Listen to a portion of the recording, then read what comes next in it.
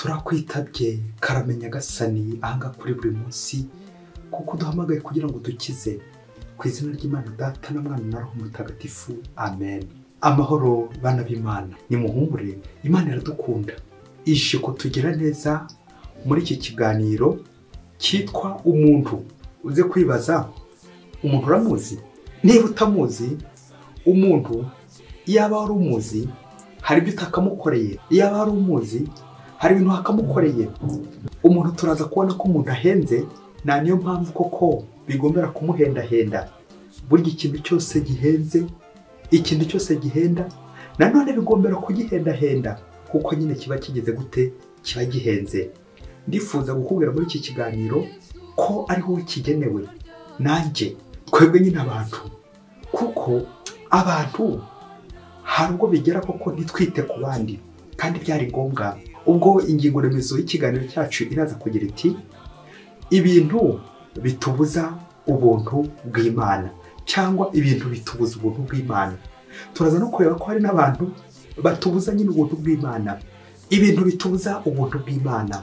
Tubahaye ikaze rero hanga kuri buri munsi, mugubwe neza muri iyi paruwasi yacu itagira umupaka, ireba imigabane yose. Wowe nanjye turimo ikugereho, ukomeze kuyibera umuyoboke, ariko idufashe ko kuri paruwasi kwitegura ijuru. Ubwo koko ijambo paruwasi rivuga parokiya mu kigereki, bikangana abasangiye urugendo, abasangirangendo. Wowe nanjye turimo dusangiye urugendo rujya hehe? Rujya mu ijuru. Burya ntiwagera mu ijuru nyine utarapfa.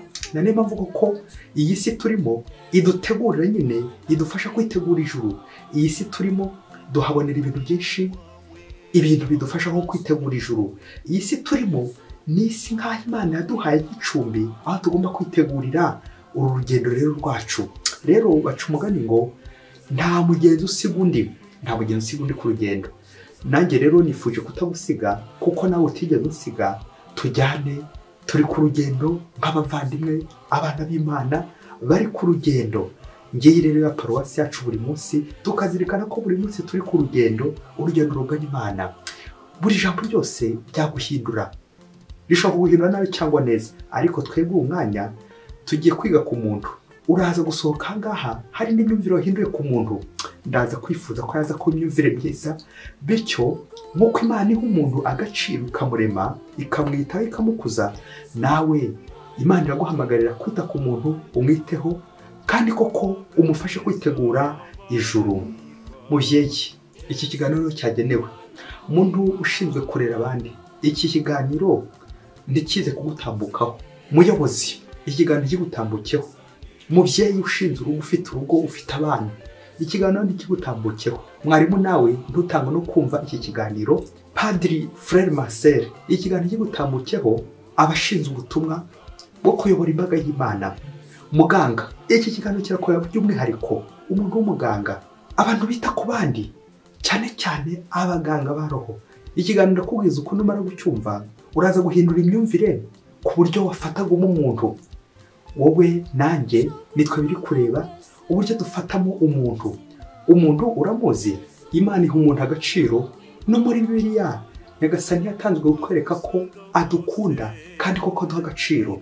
Reka rero dusome ibyanditswe bitagatifu biza kudufasha uburyo koko Imana idufata twebwe, kabone nubwo abantu ko atari ko babyumva ubutabera bw'Imana, maze koko twumva uburyo Imana iha agaciro umuntu duhereye kuri Yesu Kristo.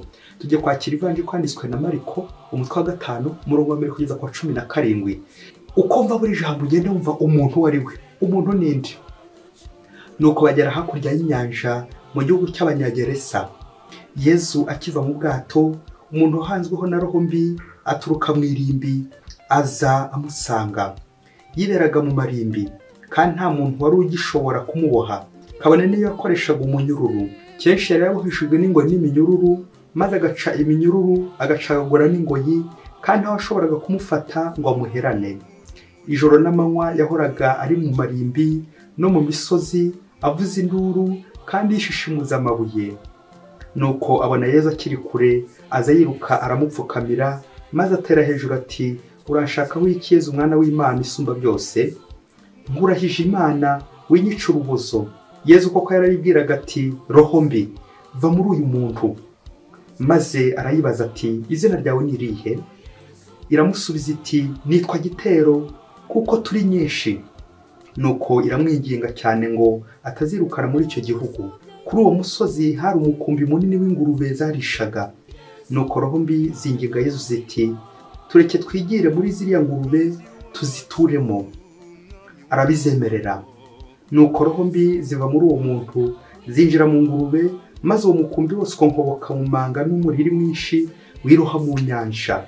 Uko zari nk'ibihumbi 2 ziroha mu nyanja. Nuko abashumba bazo barahunga bajya kubimenyesha abari mu mujyi n'abari mu cyaro, nabo baza kureba ibyabaye. Basanga Yezu, babona nawa muntu wigeze guhangaho na Gitero, ya roho mbi yicaye yambaye kandi noneho yagaruye ubwenge. Nuko bashya ubwoba.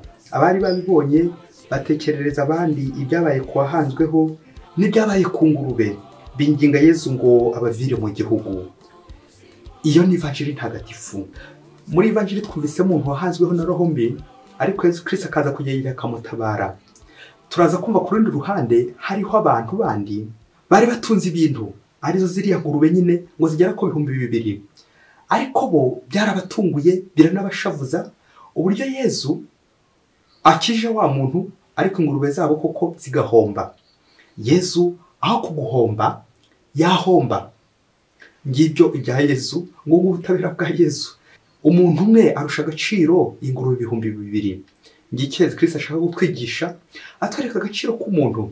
Ariko twebwe kubera ko materialiste que nous sommes, biraza kurangira turi kwirukana Yezu. Kuki tumwirukana mu gihugu cyacu? Nuko nyine ntari gushaka gushyikira umuntu, ndi gukunda ibintu, ndi gukunda y'amatungo, ndi gukunda ibintu kurenza iki, kurenza abantu. Umuntu wowe uramuzi? Yezu Kristo we amuha agaciro, guki njyewe ntamuha agaciro? Umuhanga niwe wavuze ati umuntu ni umuntu. Reka mbere yo gukomeza tunyungutira ku byiza by'umuntu, reka tubanze turebe nanone igisobanuro cy'umuntu, bityo koko buri wese agenda asobanukirwa. Uraza gusanga hari byinshi utaruzi ku muntu cyangwa utarunamuzi. Umuntu ni iki? Bavuga ko umuntu agizwe n'ibintu 2 by'ingenzi. Mbere na mbere umuntu agizwe n'umubiri uyu ugaragara ndetse na roho itagaragara. Bavuga ko umubiri ari uburyo nyine bugaragara umuntu nyine agaragaramo, naho roho birumvikana ngo ni uburyo butagaragara umuntu abamo. Mu gihe roho, esprit, c'est comme le laboratoire des idées. Ngo roho ni nk'uruganda ruri gucura ibitekerezo, ibyiza ndetse n'ibibi, ibyifuzo byiza n'ibibi. Urwo ni uruganda, iyo ni roho, kuko nyine bitagaragara, ntabwo wabikoraho nyine, ntabwo bigaragara. Mu gihe nanone umubiri noneho corps, narwo ni uruganda rucura noneho ibikorwa byiza cyangwa bibi. Le corps c'est comme le laboratoire des actions. N'urwo ruganda nyine rucura ibikorwa ibyiza cyangwa bibi. Rero nk'uko tubizi, abantu benshi tuba muri za communauté zacu, za groupe zacu, hari itegeko rigenga abantu ryitwa ngo iyo abantu bateranye barenze umwe, ubwo bishoboke guhera kuri 2 uzamuka, uko biri kose bagomba kwitoramo umushefu, perezida, umuyobozi. Nguko rero ko umuntu nanone ugizwe n'ibyo bintu 2, roho ndetse n'umubiri, hagomba kuboneka umushefu. Umushefu rero nk'uko tubizi, urabizi nanjye ndabizi, usiye ko twabyirengagiza, umushefu w'aho hantu ni roho. Roho ni igenga umubiri. Noneho igikurikiraho, iyo roho iri kugengwa n'umubiri, nibwo usanga habaye deséquilibre, ubusumbane.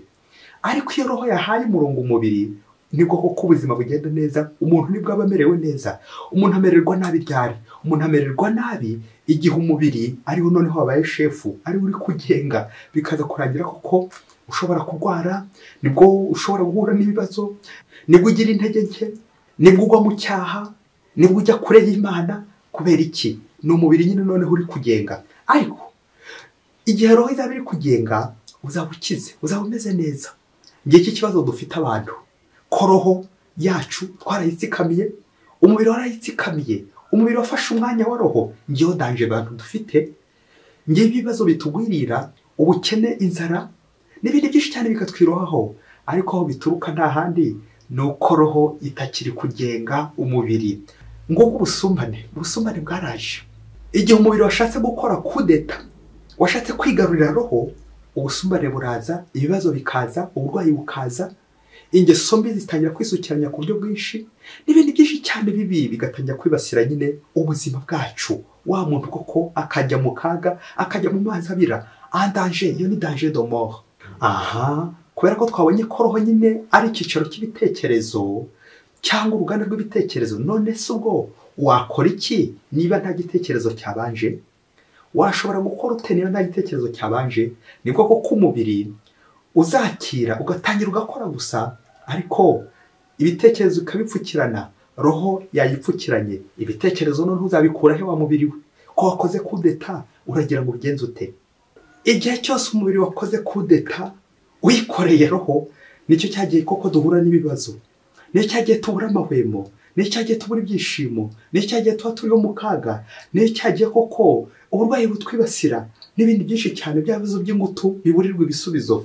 Nuko umubiri wakoze kudeta. Hari igihe twibwira ko hari abayobozi bakomeye, abategetsi bakomeye bakora amakudeta, ariko burya n'umubiri wacu naho nyine biba byahereye, ibibazo bikavuka mu babyeyi mwe. Kubera iki? Materialiste que nous sommes, dukunda ibintu kurusha abantu, none ubu umuntu koko bukaba bwaturangiyemo. Nibwo uzasanga koko turi kunobagurana, nibwo uzasanga ko turi kurwana, nibwo uzasanga ko turi gutongana. Kubera iki? Ahari abantu hari kunuka nyine urundu. Nyamara yaba twaba dufite ubumuntu, aho ntabwo hakanutse uruntu, ahubwo agahumuye ubuntu bw'Imana. Ahari abantu hahumura ubumuntu, ahari ubumuntu hahumura ubuntu bw'Imana. Abantu dukunda ibintu kurusha ubuntu bw'Imana. Tugere rero kureba ibintu bibiri biza kudufasha kumenya umuntu uwo ari we, turebe n'ibyo akunda ndetse n'ibyo yanga, turebe koko niba gifite ubuntu bw'Imana. Kuko ifite ubuntu bw'Imana umererwa neza, urakira. Yesu Kristo aragukiza. Icya mbere, umuntu akunda icyubahiro burya. Tugiye kureba uburyo kuko turi abanyabintu, materialiste que nous sommes, bikagira uburyo bihungabanya umurongo wacu n'Imana, umubano wacu n'Imana, bityo hakaboneka nyine ibintu bituza ubuntu bw'Imana. Icya mbere, gukunda ibintu. Birumvikana gukunda ibintu kurusha abantu, gukunda ibintu kurusha Imana, gukunda ibintu kurusha ubuntu bw'Imana. Abantu dukunda icyubahiro, dukunda ubutegetsi. Bwa butegetsi navuze za kudeta umubiri ushobora gukorera roho, dushaka kuyobora, dushaka gutegeka, nous voulons régner, dushaka kuba abakomanda. Biriya umubiri ushobora gukorera roho, twabigereranya n'urushishi rwabwira inzovu ruti ngo nzagufumbata, nzaguhobera rwose wese. Kuri ifoto nawe urushishi ruri guhobera inzovu rukayifumbata.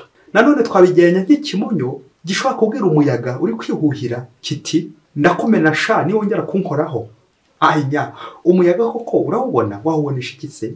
Nguko umubiri ushaka gutegeka roho, nyamara ukaza kwibagirwa ikintu kimwe cy'ingenzi, ko roho nyine idafatika, utayifata nka kuno nyine wafata umubiri.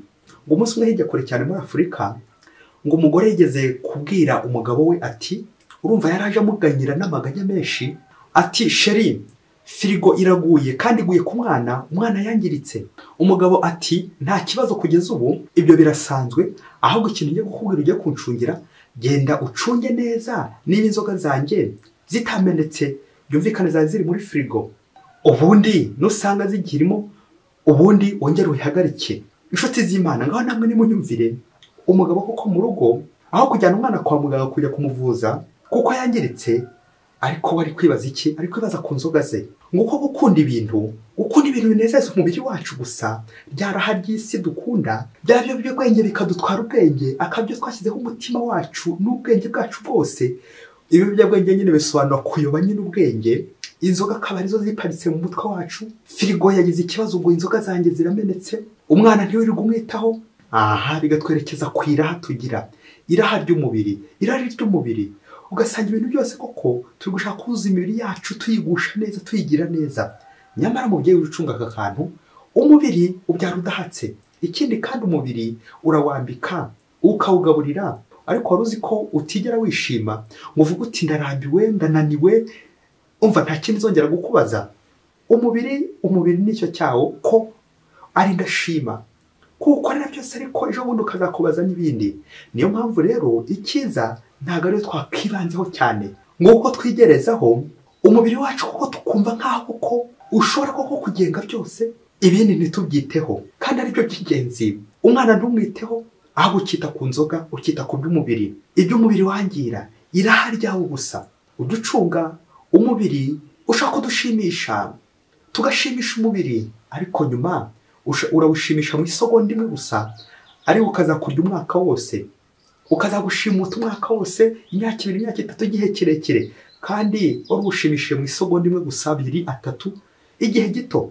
Njye bya byishimo koko bitaramba dushakira hano ku isi, tukabishakira mu biribwa, mu binyobwa, ibihaza umubiri wacu, ariko umubiri ujye umenya ko udahaga. Indi ngingo ya 2 twazirikana ku bintu bitubuza ubuntu bw'Imana.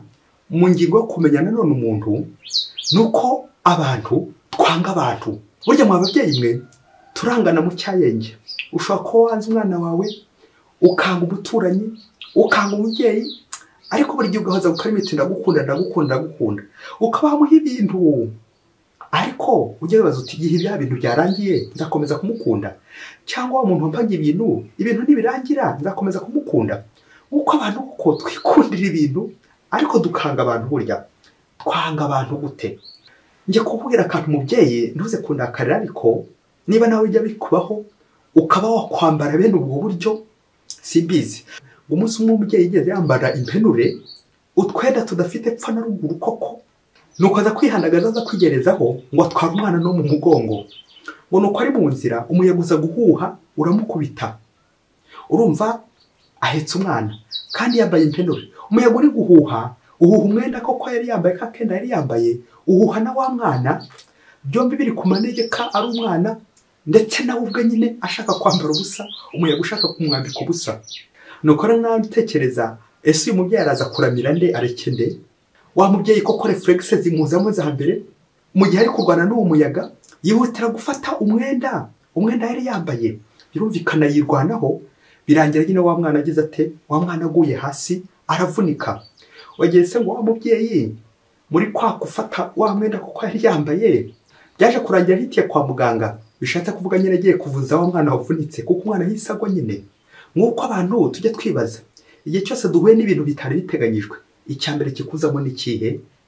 Icyambere ni ukurengera ibintu, cyangwa icyambere ni ukurengera umuntu.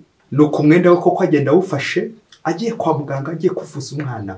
Nawe uzi kwibaza reflexes zawe, ibyumviro byawe igihe utunguwe, igihe ugwiriwe n'impanuka, ese mbere na mbere wita ku bintu wari ufite cyangwa wita ku muntu?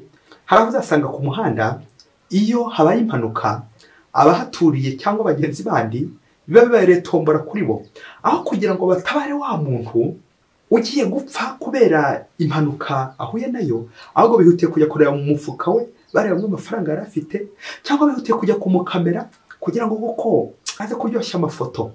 Mbega abantu materialiste kandi usome, bikaza kurangira koko umuntu ashobora gupfa yampanuka ikamwica, ariko umufuka wacu wuzuye amafaranga. Kubera iki? Abantu koko dukunda ibintu kurenza iki? Kurenza abantu, twanga abantu. Burya ibaze nawe umuntu kuko akarinda apfira mu mpanuka, ukamufotora, kangufotore nerekana uburyo koko impanuka yari igiye gukwica. Umuntu ari gusamba, umuntu ari gupfa, nawe ngo uri gufotora. Amafaranga yose arangije kubimukuramo, ibintu byose yari afite arangije kubijyana, wabisahuye. Ngaho koko abantu dushaka no kumena amaraso y'abandi, ubizi cyangwa utabizi, wabyirengagije. Erega abantu akenshi twicwa ignorance, gutamenya ibintu. Koko umuntu apfe, amaraso umuntu ameneke, nanjye ndi kuyoragura amafaranga, ibiganza byakoze kuri Yezu ntibikora ku maraso, ntibimena amaraso. Ibiganza byakoze kuri Yezu biratabara, nguko gutabara bacu. Ese impanuka iramutse ije, wahera gutabara umuntu cyangwa nawe wakwitabara? Ukiyera witabara, wikiza, wirengera undi nawe koko ukamure, undi ugakomeza umurenganya mu gihe uri kwirengera. Kandi byaba reflexes zawe mbere na mbere zikuganisha he? Tekereza nawe ingurube 2,000 Yezu Kristo akazirutisha umuntu umwe, babandi baturagihugu, aho kugira ngo natwe koko tujye mu murongo wa Yezu wo gukunda uwo muntu, kaba nubwo yari umusazi, kaba nubwo ko yari yarahanzweho, bigaragare nkaho muri society nyine nta n'ikintu yarakimaze, ariko Yezu Kristo aje kumusubiza agaciro. Kubera iki? Yezu Kristo akunda ubuzima bw'umuntu, aza agaciro k'ubuzima bw'umuntu. Nta niyo mpamvu nyine aza no kumucungura, kuko aza agaciro ke, kaba nubwo bazamujomba ibikwasi, amacumu, imigera, amabuye n'ibindi byinshi cyane koko, ariko azemera mbere amaraso ye kabona acunguye umuntu. Nk'uko Yesu Kristo atuburira natwe mu kwita kuri bagenzi bacu, igihe bafite intege nke, igihe badafite ubavuganira, igihe bafite intege kuri roho mbi koko zarabibasiye, igihe barahaga, igihe bafite inzara, igihe bamugaye, igihe bafite intege z'umubiri, igihe imibiri itari gukora neza uko bikwiye, ni wowe nanjye wo gutabara abavandimwe kandi ko nkamuha agaciro, kuko ku Mana umuntu umwe arusha agaciro ibintu byinshi, ingurube nyinshi, ingurube 2,000. Yezu we aho guhomba, Yezu aho kuguhomba wowe yakwemera agahomba ingurube nyinshi, agahomba ibintu byinshi, agahomba amafaranga menshi byaguye, mpaka yongeye gukubona akagukiza nyine, agakuzahura, agakiza uriya wari yarahanzweho. Ngo umunsi umwe hirya kure cyane muri Afurika, ngo umubose mu ruganda rwe ngo yaguze imodoka y'agatangaza, imodoka ikomeye cyane, ngo y'amadolari 90,000. Nuko rero ngo umukozi w'uruganda wamutwaraga ngo umunsi umwe aza kuyitwara ari wenyine, bishoboke ko hari ibintu yaramutumye ajya kumurebera, zahabu, imariye cyangwa n'ibindi byinshi. Nuko ngo boss agiye kumva, yumva baramuhamagaye ko wa mukozi yakoze impanuka, ya modoka yararimo nyine yakoze impanuka, wa mukozi yakoze impanuka. Ngo icyambere boss yakoze yahise ahamagara wa mukozi, ngo maze ngo aramuhamagara. Ngaho nawe utekereza koko ni koko nyine umubose mwiza, umuntu koko ahita koko hamagara umugaragu we kugira ngo koko mubaze, ugira amatsiko nanjye ndayafite y'ikintu gikomeye yamubajije cyerekeye n'ubuzima bwe. Nuko ngo boss aramubaza ati, niko imodoka ntacyo yabaye? Wa mukozi ngo cwe. Arongera ati, imodoka yo ntacyo yabaye? Wa mukozi ngo cwe. Boss yongera ati, mbabarira umbwire nyaboneka, mbabarira nicyo ngusabye cyambere, banza umbwire niba nta kimodoka yabaye muri ya mpanuka. Wa mukozi na n'ubu yakomeje guceceka. Kwa kwibaza tuti, kuki uyu mukozi yacecetse boss ari kumubaza niba imodoka ntacyo yabaye? Birashoboka ko uyu mukozi yanegekaye, arababaye, ari kuvira imbere. Birashoboka ko arebye cyane no kuvuga atakiri kubishobora, ariko ni nkaho nyine ari kumukira ku mbyimba ati, ya modoka ntacyo yabaye. Bakristo bavandimwe, nguko mu mpanuka ibintu akesha bidumye amaso, akabyo dushyiraho ubuzima bwacu bwose, akabyo koko dushyira concentration yacu yose, imodoka ntacyo yabaye, aho kugira ngo baze umuvandimwe, aho kugira ngo baze umukozi w'umuntu uti ntacyo wabaye, byibuze nihute kugutwara kwa muganga, nihute kukuvuza, none uri kwaza mu imodoka yawe ngo kubera ko ihenze, ngo kubera ko yiguze ihenze cyane. None koko niyo ugiye kurutisha uwo muntu, wabwirwa n'iki n'uwo muntu atagiye gupfa? Ubu se hacura iki uwo muntu aramutse arokotse? None iyo modoka narinjye kuvuga ikaba ubushingwe, hacura iki koko, hacura iki? Aho nawe ntiwakwirukana Yezu mu gihugu cyawe ati tuvire mu gihugu nk'abari abanyagereza, nawe wamwirukana?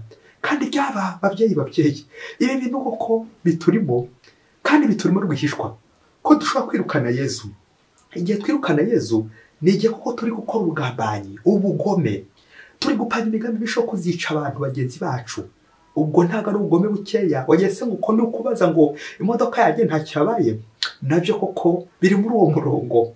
Nguko uko iyo ugambana nawe uri nkaho kuri kubaza uti, ya modoka yanjye ntacyo yabaye, nusanga yakomeretse, nusanga ya modoka yangiritse, aho wamukozi koko uzongera umwemerere kuyitwaraho, uzongera umwemerere agufashe, uzongera umwemerere koko akubera umukozi, cyangwa uzamwirukana uti indangare gusa, imbwa gusa, n'ibindi bituzi byinshi cyane, ngo kubera ko imodoka yo kubera ko imodoka atashoboye kuyirokora, we akaba yarokotse. Bigutwaye iki niba yarokotse? Kaba nubwo imodoka koko yagira ite, yakwangirika. Umuntu wabona iki umugura mubyeyi? Ndakubwiza ukuri, ushaka kugura imodoka ahenze, ukagura yo n'indege zihenze, ukagura amazu ahenze, ukagura ibibanza, ukagura ibintu byose bihenze, ariko ndagira ngo nkubwire ngo ushaka kubona amafaranga yose yawe ibyo ngibyo, ariko nifuza gukwira akantu mu gihugu cyawe, akantu gakomeye cyane. Nta mafaranga uzigera ubura, nta mafaranga uzigera ubona agura umuntu, nubwo wagenda hehe imigabane yose. Umuntu ntiwabona ikintu kimugura. Burya nubwo twigiriza nkana, ariko umuntu ntiwabona ikintu kimugura, kuko umuntu arahenze, nta n'impamvu tugomba kumuhendahenda. Yezu nawe biduhamo urugero amuhendahenda nyine, umuntu umwe ku nguru 2,000. Izi ngero zose n'izindi nyinshi cyane aho uzi mu buzima, izakubaho n'izitarakubaho, n'izindi zizakubaho. umuntu ni materialiste, kuki ataba spirituel ubundi? Kuki buri gihe twakwibanda ku bintu ariko ubuntu bw'Imana koko bukabura muri twebwe? Ngaho benshi twagiye tuburira umuntu, ibintu byadutwaye umutima, bidutwara uruhu n'uruhande. None koko umutima waragiye kera, nta nyota y'abantu tukigira, nta susi y'abantu tukigira, ahubwo dufite susi y'ibintu, nibyo twibandaho. Aturamba ngahe, nkorera iki, njye urampa amafaranga ngahe, buri gihe cyose n'amafaranga twibandaho. Niyo ugiye gukora ikintu ati buriya sakuramo amafaranga ngahe, buriya n'amafaranga ngahe harimo hariya, ariko ukaza kwibagirwa ko umuntu wakagombye no kumwitaho, ukamuha n'ibyaha byose, ukamuha igihe cyawe, ukemera ukavunika mpakurokoye umuntu umwe. Mubyeyi, hari umuntu koko wari witangira nawe mu buzima ukumva ko kuramurokoye. Uko wagenda kose uzabona amafaranga agura ibintu byinshi cyane, ubukire bwinshi, ariko ntuzigere ubona amafaranga agura umuntu umwe. Ntaho wayakura, nta muntu ukora umuntu usibye ubuntu bw'Imana. Mu gusoza ndifuza kuguha umwanzuro mwiza cyane cyane, uwucungiye umwanzuro uraza kugufasha koko nawe gutangira wita ku muntu, nyuma yo kumva ibintu bitubuza ubuntu bw'Imana no kwiyumvira uburyo bigoye ko umuntu akunda undi koko ku buryo bukuboneye. Akenshi dukunda ibintu kurusha abantu. Yezu arifuza ko uyu munsi nawe uva kwizima, wongere urebe abantu mubana, urebe koko niba ubakunze. Burya ushobora kuba utabakunda, ni ikihe kimenyetso kigaragara ko umukunda? Uwo ukunda ntumugirira nabi, uwo ukunda ntumwica, uwo ukunda ntumusambanya, uwo ukunda ntumwiba, uwo ukunda ntumubeshya, uwo ukunda umwitaho, umugirira neza. Uyu mwanzuro rero uraganisha ku bintu bitatu ugomba kwitondera, bityo nubyitondera bizagufasha koko guha agaciro ikiremwa muntu. Kugira ngo umenye agaciro k'umuntu, mbere na mbere biragusaba gufata umurongo w'ubuyobozi. Bwa buyobozi twavuze ko umubiri jamais nta na rimwe ugomba kugenga roho, ahubwo ugomba kumenyereza roho yawe, ukayitunganya birumvikana, kugira ngo ari yobora umubiri wawe, ubwo uzamererwa neza. Toza umubiri wawe kuyoborwa na roho. L'invisible qui règne sur le visible. Ibitagaragara akaba aribyo koko bigenga ibigaragara. Ibikanatuganisha none ku Mana itagaragara ariko igenga ibigaragara n'ibitagaragara. Imana itagaragara ariko ikora ibigaragara n'ibitagaragara.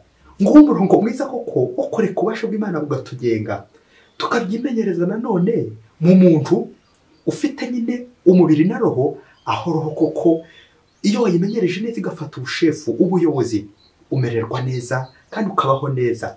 Toza rero umubiri wawe kwemera kuyoborwa, kugengwa na roho, uzishima bikomeye cyane. Aho ngaho uzamenya agaciro k'umuntu. Icya kabiri kandi ugomba kwitaho ukayicaho n'akarongo, c'est être spirituel. Ugomba kwimenyereza nanone buri gihe ntube materialiste, ntube gusara ibintu kuko bikugenga, ahubwo ukanagengwa nyine n'iyo roho, être spirituel. Nawe koko ubuzima bwawe ukaba ko kuri umuntu ko kumekerwamo n'Imana, umekerwamo na roho mutagatifu, ufite umwuka w'Imana, uwo ni roho mutagatifu nyine, bityo akaguturamo. Nibwo uzumva bigakunda, uzumva iby'Imana yavuze bigakunda, uzumva iby'umubiri ushaka, ukamenya kuha iby'ingenzi bifite agaciro, ukamenya no kwima ibidafite agaciro, ibyawica, ibyawangiza. Iyo wabikoze utyo uba uri spirituel, ntabwo ukiri materialiste, ahubwo spirituel. Wani koko ushobora kwita ubumuntu, indangagaciro y'ubumuntu koko ikabikurimo. Nta kindi koko nuko nyine ureka Imana igakwigarurira, roho w'Imana agakwigarurira. Être spirituel nibwo koko uzavuga n'ibyo uvuze koko ntiba ari bishenzi, niba ari ibigambo bibi, ibigambo by'urukozasoni, ibyo nyine nibyo materialiste. Ariko un homme spirituel aravuga nyine, akavuga iby'Imana, akavuga amagambo meza, ijambo ryubaka, igitekerezo kizima cyangwa igitekerezo giturutse nyine kuri roho, kikagenda kiganisha ku gikorwa cyiza, ubundi ubuzima bukagenda neza. Reka roho w'Imana nyine akuyobore, reka roho w'Imana agukoreshe, akwiyoborere. Nyuma yo kumva nyine umurongo ugomba kugenderaho, na nyuma yo kumva ko ugomba koko kuyoborwa na roho, reka dusoreze ku kantu keza cyane kazagufasha ko kumenya umuntu uwo ari we n'agaciro k'umuntu. Ni igitabo cy'amategeko ya Kiliziya, droit canonique, mu ngingo ya nyuma. Ingingo ya nyuma na nyuma, mubyeyi, iyo ngingo urayizi? Uri umukristo utayizi? Ingingo yitwa 1752. Iyo kano mubyeyi, niba utaranasoma n'icyo gitabo utaranakibonaho, iyo ngingo uyifate mu mutwe. umva iyo ngingo nta wihaye Imana waba utayizi, nta muganga waba utanayizi, nta mwarimu waba utayizi, nta mwana umugi ku mukristo wese ntiyabura ko ayizi, ariko by'umwihariko nta padiri wabura ko uzi iyo ngingo kano ya nyuma. Uwo murongo mwiza koko ugomba kuyobora abantu b'Imana. Iyi kano rero yitwa mu Kilatini salus animarum cura animarum lex suprema, ngo itegeko rikomeye rya kiliziya ni ugukiza roho, gukiza roho. La loi supreme c'est le salut des âmes. Itegeko rikomeye cyane rya kiliziya ni ugukiza roho, kuko twaremwe twese kusajya mu ijuru. Babyeyi, hari izina nakomeje kugeraho impungenge, byakomeje no kuntera ubwoba pe. Naho niba ritaragutera ubwoba, nufata akanya ukaritekerezaho iryo zina, uraza gusanga ko rinateye n'ubwoba pe. Riteye impungenge, rishobora gutuma ugira ngo warashyitse urashyikira, ariko riteye impungenge. Ni izina ngiye kurivuga, ba nyiraryo uzi ko rifite ntaze kundakarira, ariko nta n'ubishozaho neza. Uraza gusanga iryo zina ko riteye impungenge pe. Narigiye kuvuga riteye n'ubwoba buriya. Iryo zina bishoboke ko bakoze tradition nabi, ntago bahinduye neza mu rurimi, kuko naza kuguha nanone izindi ndimi nk'ebyiri byibuze ngo areke uburyo kuko iryo zina barihinduye nabi, bigatuma urifite ashobora kuba yakwiyumva ari nko mu birere cyangwa cyumva ukundi kuntu, bityo koko rikaba ryazitira cyangwa rigatwikirwa n'icyo cyubahiro. Ni izina ry'icyubahiro, izina bita padiri mukuru. Padiri mukuru ni Ikinyarwanda. Iyo bavuze padiri mukuru, akenshi uva nk'aho ari umuntu nyine mukuru koko w'igihangange, ari mukuru, ari mu myaka, ari mu gihagararo, ari mu mashuri, ari mu bumenyi. Padiri mukuru, umuntu mukuru. Uhita wumva nk'aho ari umuntu w'umushefu abandi twabonye haruguru, wa mu boss ukomeye cyane koko. Ukubaze ngo harya imodoka ntacyo yabaye, wa mushefu ati harya ibyari biri muri firigo ntacyo byabaye. Umunyacyubahiro ukomeye cyane, nyiricyubahiro, nyakubahwa, ni amazina y'ubushefu y'umuntu wicaye nyine ku ntebe ifite ari gutegeka cyane. Iri jambo rero ngewe kimwe nawe rijya ritera ubwoba, tukaba dufite impungenge ko rishobora gutwikira, rikaba ryatwikira icyo ndicyo. Ndi iki? Ndi umugaragu, ndi serviteur, servus, ndi umucakara, umugaragu. Rikaba ryabitwikira, icyo cyubahiro kikitwikira aho ngaho gusa, aho kubahiro koko akaruko kitwikira aho ngaho, bigatuma nibagirwa ubundi we ko ndi umugaragu wa Kristo, umuministre wa Kristo, serviteur, servus, servorum. Dutangazwa no kuri iryo jambo mu Gifaransa rivuga le curé, anabyo koko biva ku Kilatini cura, le soin, inshinga curare, anabyo koko bingana sanare, gusana nyine. Iyo ugiye gusana nyine usana ibintu byangiritse ukongera ukabihoma. Kuvura, kurare, sanare, kuvura, gukiza. Burya muganga aba yambaye itaburiya. Umuntu ugiye gukiza, umuntu ugiye kuvura, agiye uburyo koko yitwara kumbuwe afitiye umurwayi. Kire rero no kire ni wa muntu koko ujya mu kimbo cya Yezu, kuko Yezu ni muganga mukuru, kugira ngo agere gute asa n'abantu gucyaha, asa n'abantu ku bikomere bafite, asa n'abantu kuri roho mbi kuko zabatwaye zikabatwara uruhu n'uruhande. Uwo kire rero n'iryo jambo koko ryo kire. Ako kajambo kire uzi ko no mu Cyongereza bavuga parish priest, bigashaka kuvuga paroisse ngo twabivuze parokia, abasangiye urugendo. Padiri rero nk'umuntu uherekeza abandi, accompagnateur, umuntu koko ushaka guherekeza abandi mu rugendo bakajyana, umusangira ngendo kimwe n'abandi bose. Ngiye kano koko twese duharanira kandi ko twagomba gushyira mu bikorwa roho z'abantu, kutibanda gusa ku mibiri, utibanda gusa ku bintu kuko bishira bitambuka, nkajya ncunga buri gihe cyose ko roho ziri kujya mu ijuru.